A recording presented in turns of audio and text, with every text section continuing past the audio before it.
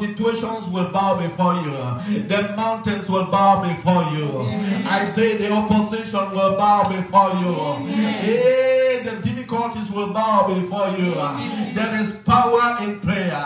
There is power in singing hymns to God. Oh, as we stand here and sing hymns to God, God brings down the power. Because when we lift up his name, he comes down in his power. And so when Paul and Silas prayed and they sang hymns, oh yes, the foundations of their problem were shaken.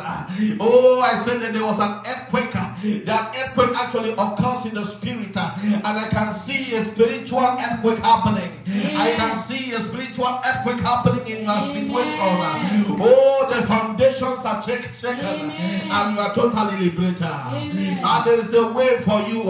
God is making a way for you. And the Bible says the jailer actually ran to them. He ran to this man of God and actually laid before them.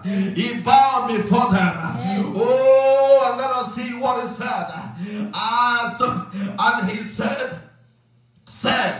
he called them, says, what must I do to be saved? He answered the prisoners.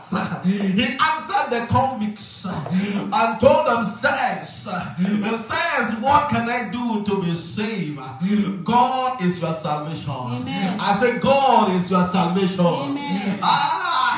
The jailer says, no longer convicts, no longer prisoners. God will change your name. From a prisoner to a sir.